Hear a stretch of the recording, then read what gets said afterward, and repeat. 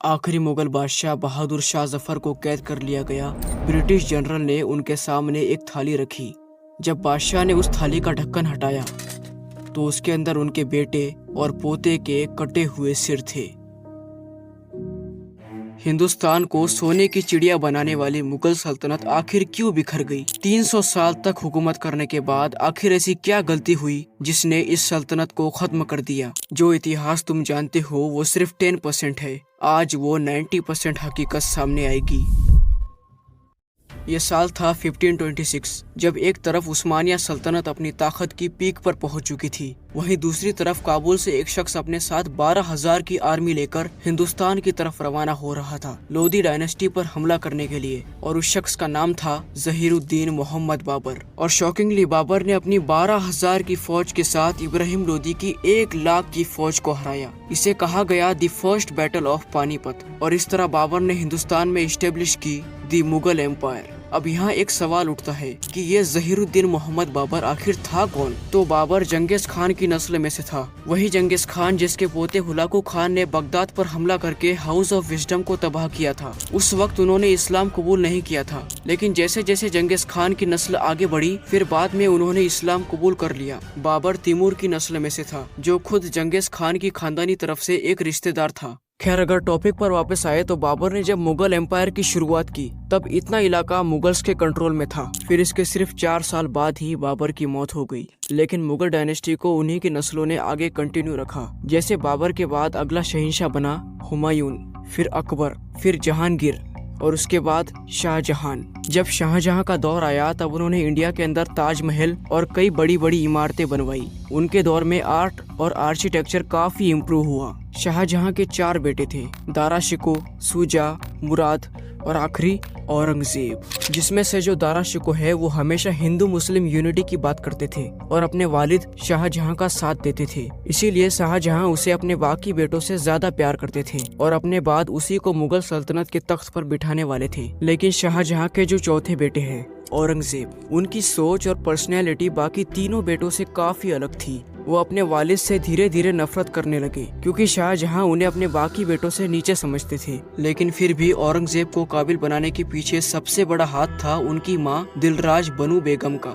खेलने कूदने की उम्र में उनके हाथ में तलवार पकड़ा दी जाती है और बचपन में ही उन्हें तलवारबाजी, हॉर्स राइडिंग और जंग करने का हुनर सिखाया जाता है। इसके अलावा औरंगजेब ने अपना काफी वक्त कई अलग अलग इस्लामिक स्कॉलर्स के साथ बिताया था, जिनसे उन्हें इस्लामिक तारीख और इस्लामी तालीम का काफी अच्छा इल्म हो गया था। 25 साल की उम्र तक आते आते औरंगजेब एक काबिल इंसान बन चुके थे। उन्होंने कम उम्र से ही काफी सारी स्किल्स को मास्टर कर लिया था।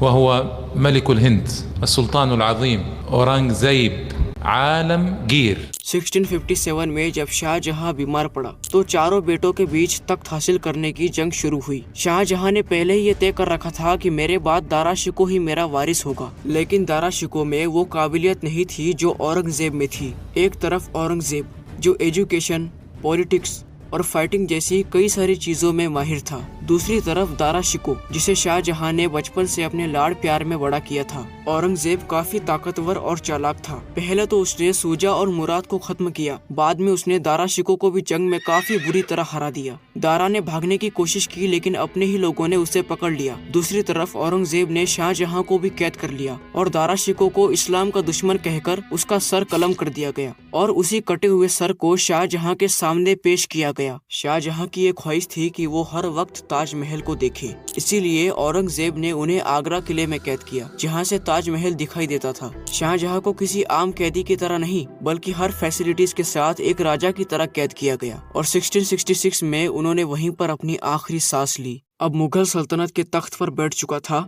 अबू मुजफ्फर मुहिउद्दीन मोहम्मद औरंगजेब आलमगीर। अब जब औरंगजेब का मुगल एम्पायर आया तो ये एग्जैक्टली वही दौर था जब मुगल एम्पायर अपनी ताकत की एकदम पीक पर पहुंच चुकी थी, जो इतने बड़े इलाके में फैली हुई थी। औरंगजेब के दौर में वर्ल्ड का 25% जीडीपी सिर्फ हिंदुस्तान के पास था, जिस तरह आज अमेरिका के पास है। औरंगजेब ने शराब और हर तरीके के नशे को हराम कहकर उन सब पर बैन लगा दिया था और उन्होंने ऐसे कई सारे अच्छे काम भी किए और बुरे काम भी। लेकिन जैसे ही 1707 में औरंगजेब की मौत हुई तो अब मुगल एम्पायर का डाउनफॉल शुरू हो गया, क्योंकि आगे जितने भी हुक्मरान आए वो सब कमजोर रूलर्स थे। ऊपर से वो तख्त हासिल करने के लिए आपस में ही जंग करने लगे और राजपूत, मराठा और कई चीजों की वजह से मुगल्स ने अपना इतना बड़ा इलाका खो दिया और 18th सेंचुरी तक आते आते मुगल्स अंदर से पूरी तरह खोखले हो चुके थे। साथ ही 1857 में मुगल्स के तख्त पर बैठते हैं बहादुर शाह जफर, जो कि सिर्फ एक नाम के शहंशाह थे,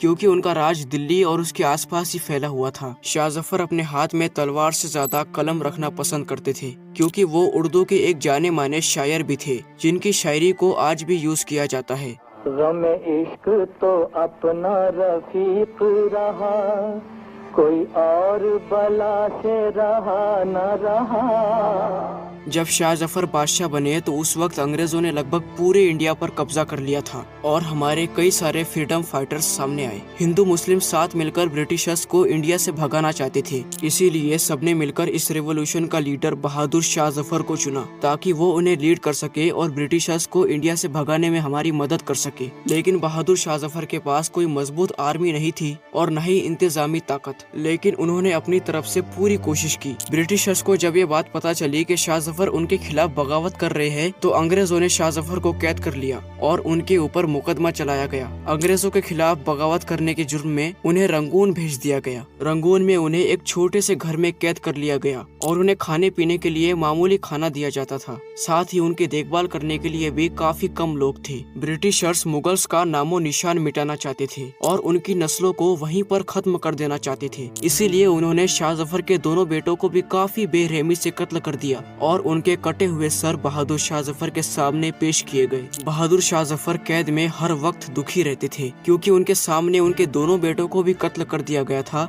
और उन्होंने अपनी सल्तनत को भी खो दिया था। 1862 में बहादुर शाह जफर ने रंगून में ही अपनी आखिरी सांस ली और इस तरह अंग्रेजों ने मुगल्स का नामो निशान तक मिटा दिया।